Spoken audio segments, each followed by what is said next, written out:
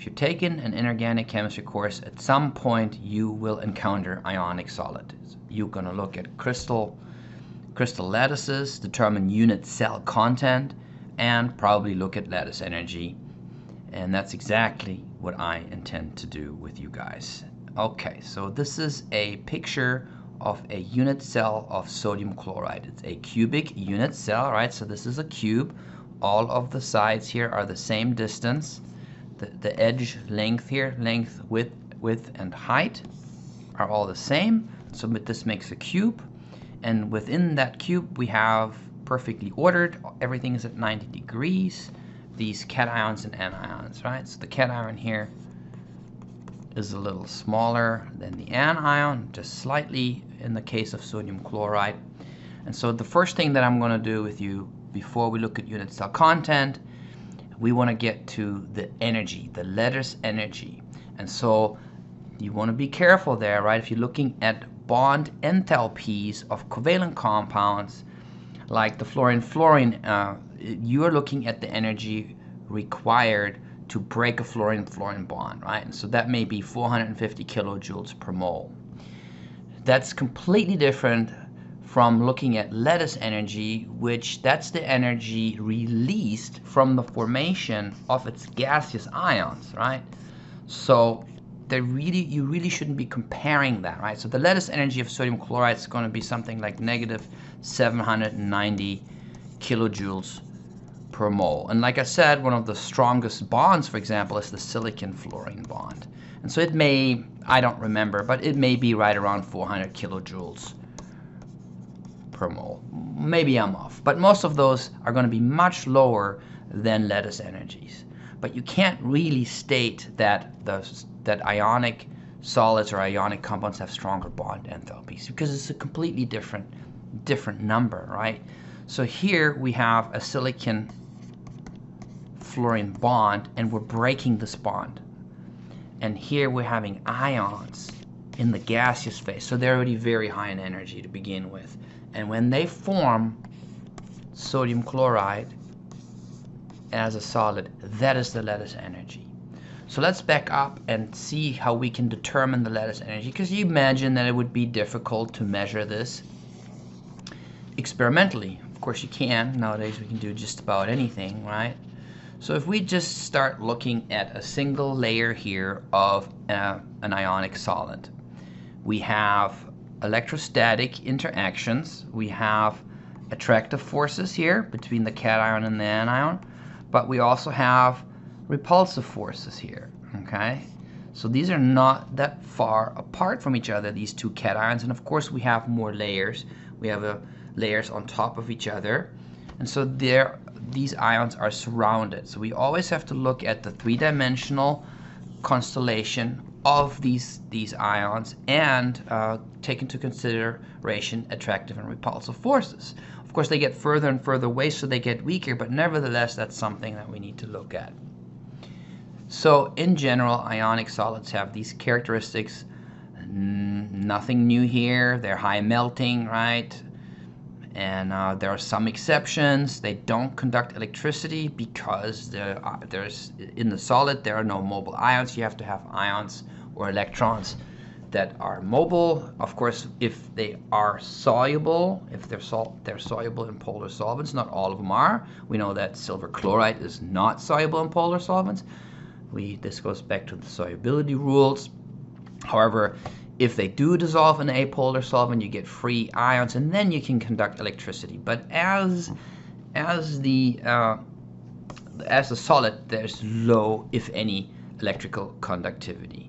And also these solids are pretty brittle for the most part, right? You take a sodium chloride crystals out of a salt shaker, you can probably crush them up with a spoon, so they're brittle. So that's just general characteristics. But let's come back to the concept of lattice energy. So first of all, we can calculate the electrostatic energy of a single ion. So we can do this with this formula here, right? E is just the charge of an electron provided here, 1.69. I have all of these constants Up here, the only thing I don't have, of course, is the radius. That depends on the ion, right? So we can look in the crystal lattice at, let's say, the chloride ion electrostatic energy. So you would do the electron squared divided by 4 pi times a constant here, E naught, which is the dielectric constant of a vacuum. That's a constant, and then the only variable here is the radius of the ion in the crystal lattice. But that will give you the electrostatic energy of a single ion in the crystal lattice. Okay, so we need to go a little bit further. We want to look at, as I said again, if you do look at this chloride anion here in the center, it is surrounded by 6 cations. So we have 6 cation-anion interactions. Then we're going to look at the next one, and I'm going to have a harder time drawing them, but there are actually, if you have a cubic unit cell model of it, maybe somewhere at school you can find one, you can see that there are actually 12 interactions to the cation here, right? All of those here are connected. There's 12 of them. Okay, so this is getting really, really messy. But so you come up with this formula of terms, right? So this looks familiar. Now we're looking at the electrostatic interaction of the cation over longer, or anion over longer distances. And so here we have, like, the first term is we have 6 electrons that are at a distance r, and so that would be the attractive force, so we have a positive value, and then we have repulsive forces, so we have negative. As I said, there are 12, and so the other number here, the square root of 2 over r, comes from the Pythagorean theorem. If you think about, and this can be 2 cations or 2 anions. So here's the distance, so this is negative, so here's the distance, the chloride and sodium distance r, so this is that term here, and we have 6 interactions. And then, of course, now we are at a distance x, and if you solve for x here using Pythagorean theorem, you know it's r squared times r squared. And since r is the same, it simplifies to be the square root of 2 times r. I don't need you to know any of this stuff. I just want to show you that for each of these terms, you can actually figure out geometrically. You can make everything look in terms of r, and then, of course, the further out you go, the weaker your interaction. And so you do a summation, an infinite series summation. So if you want to look at the total interaction, you come up with a new unique constant that you need for each of your calculations, depending on if it's sodium chloride or lithium bromide, whatever it is. So this is called the Madelung constant, and in this case it's 1.74756, and you can plug this in. So now we solve for lattice energy, which is U here. Again, the definition, I have it on the next page, I think, right here, so I don't have to be sloppy again and draw it up there with my beautiful handwriting. Again, it's important to note that this is, first of all, energy released. You're going from the gas phase. That's going to be very exothermic, so you have the lattice energy is going to have a negative value when you're forming the sodium chloride as a solid for 1 mole. So U is lattice energy. Now if I go back to the lattice energy, we again we can calculate that. We have the N is Avogadro's number, right? Because we want to do this for 1 mole. This is your Madelung constant. And then we have Z plus and the Z minus, the charge of the ion and the charge of the cation, the charge of the anion, and so on. And so we end up with a number that we can calculate that is, and so okay, so let me just clarify. Nm is the Madelung constant, and then this here is Avogadro's number. So I noticed that, and I'm like, oh shoot, I'm in trouble. But here's my recuperation. Maybe we don't have the Avogadro's number there twice. Nm is the Madelung constant, as is clearly indicated here. And then we have some sort of gibberish here. It's called the Born exponent, right? Madelung wants his name on this lattice energy, and Born does too, so they both get a piece of the action. No problem, right? But we're going to do something different. We're going to actually use experimental data, enthalpy data, and put together a so-called Born Haber cycle, which is an estimation of the lattice energy. And so what happens is, in the example for sodium chloride, so sodium chloride, first of all, we know that sodium solid and chlorine gas, those are the elements in their natural state. And when they react to form the product, sodium chloride solid, that is the delta H of formation. By definition, the delta H of formation is the formation of anything from its elements in its natural state. Those are tabulated, and I will post those tables up on whatever your LMS is. I'm going to post it up there. You can look those up because you're going to need them for the exam and for quizzes, because we sure are going to calculate either lattice energy or solve for some other component of this Born Haber cycle that I'm about to construct. So, but that's not what we're after. This is not delta H of formation, is not lattice energy. Lattice energy is, as I said, the formation of sodium chloride here from its gaseous ions, right? And not diatomic in its natural phase. So we're going to have to split this and ionize it. And so the path to this is that we can have experimental tabulated data for the delta H of formation. We can also go from sodium solid to sodium in steps. So the first thing you want to do is you want to take the solid and you want to put it in the gas phase, and that's called sublimation. So you can go from sodium, that's energy input, to sodium in the gas phase. So this is the delta H of sublimation. That's also found in your tables. Then we need to ionize it. So we need to look up the first ionization energy of sodium, because that's also in the gas phase. So we need the delta H of the first ionization energy. Okay, so those are all values we can look up. Then we need to dissociate the two chlorines from each other, or split them, and so that's called the delta H of dissociation. So you can get to 2, now hang on, I'm going to leave the 2 out. We want to go to chlorine in the gas phase. We only need a half of these, right? So we have 1 sodium and 1 chlorine. So we only need half of the dissociation energy of dissociation of chlorine. So delta H of dissociation. And then we need electron attachment, because we're going to add an electron to the system.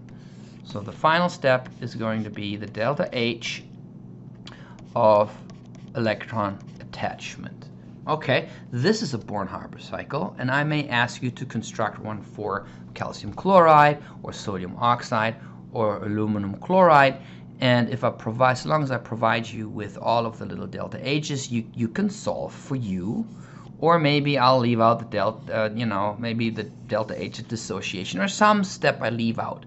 But the bottom line is that the delta H of formation is going to be equal to all of the other steps. So this boils into, first of all, this is a clean Born Haber cycle.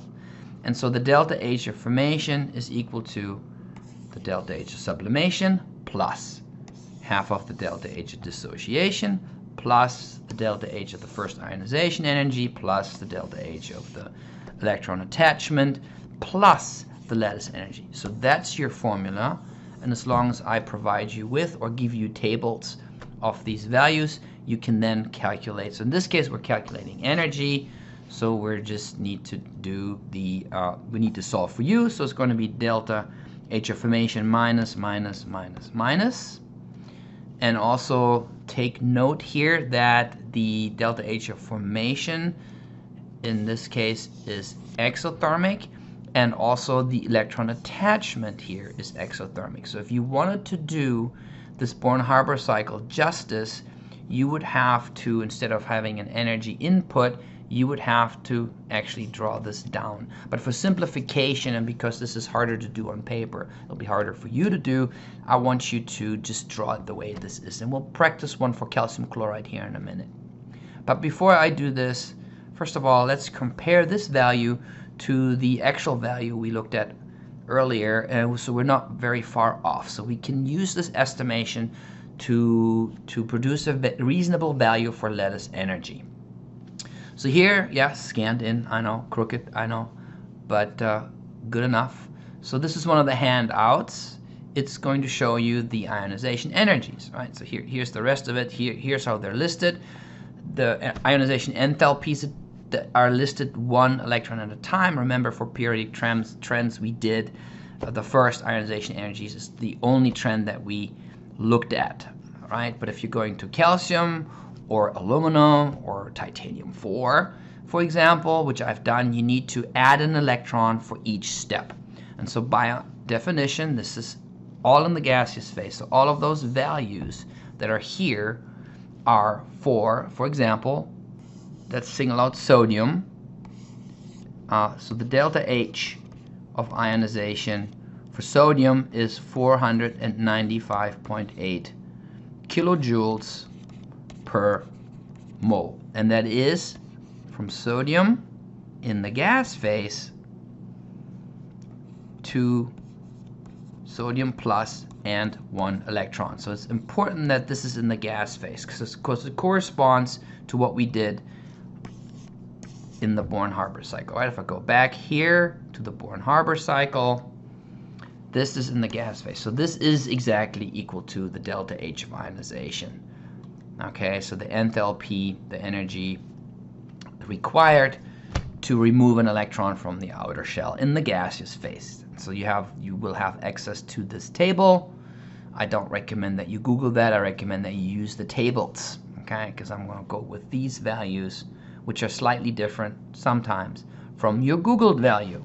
Now, there's the other thing I've uploaded is a huge table. This is from your Gen Chem book, but I'll give you access to mine so you have my numbers.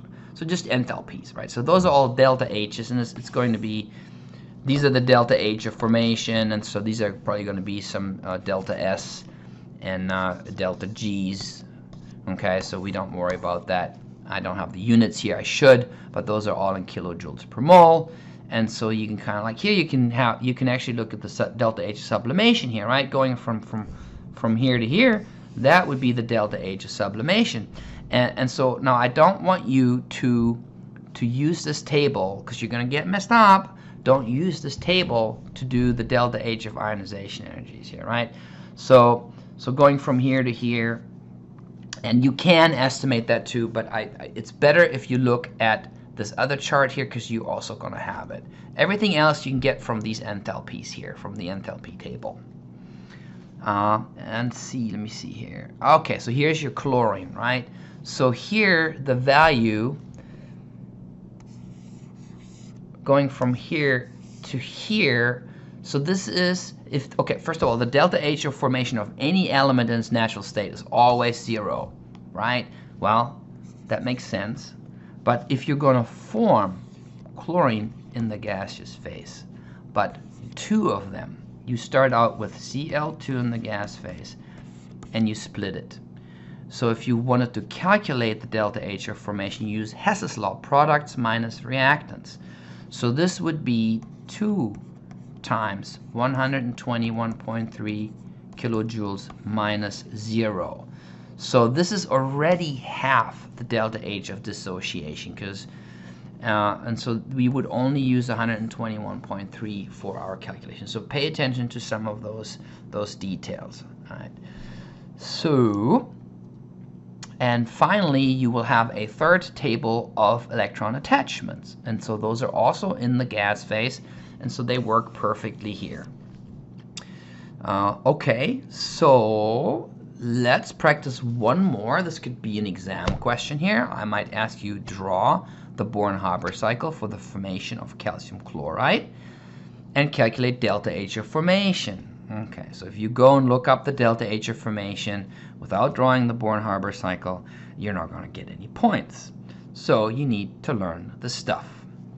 So the delta H of formation, of course, calcium would exist as a solid and chlorine would exist as a gas, Cl2 in the gas phase. And just a fair warning, if I give you bromine, that's not in the gas phase. What if you don't remember? Well, what you can do is you go to your enthalpy tables and you find the value of, if this was bromine, it would have a liquid and it would have the value 0, right? So you find the value of 0 here. Too bad I don't have a better example. But, so this is the delta H of formation. So you go to calcium, chloride, solid. Delta H of formation. Fantastic. Of course, you're going to need the whole dissociation energy here, right? Because you're going to need 2 chlorines. But first of all, this is balanced. And now we're after the lattice energy, which is the formation of calcium chloride from its gaseous ions. Calcium is going to be 2 plus gaseous. And we're going to need 2 chloride ions in the gas phase. This right here is the lattice energy. We'll do the same thing we just did for sodium. You sublime it and then you ionize it 1 electron at a time. So you go to calcium plus, sorry, we sublime it. Calcium gas, delta H of sublimation, and then you go to calcium plus, and then you go to calcium 2 plus. So we need delta H of the first ionization energy, and we need the second ionization energy. I'm going to make this prettier on the next slide, but those are our steps, and you have to find all of those values. This is from the delta H table, this is from the ionization energy table, and then here the dissociation, delta H of dissociation here. This will produce 2 chloride ions in the gaseous phase, and then of course you have to attach 1 electron per chlorine. Oh, this is not charged. This is still 0. So you have to do 2 times the delta H of electron attachment. Again, you go to your tables. I don't know if I have calcium here.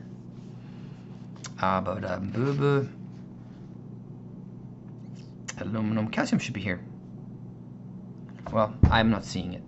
Anyway, and then, so this is it clean, and then you look up all the values, and in this case, I'm asking for the delta H of formation, so I would have to provide you with the lattice energy because those are not tabulated, and then you can calculate that delta H of formation is minus 795 kilojoules per mole, which should be equal to what you find on the enthalpy table.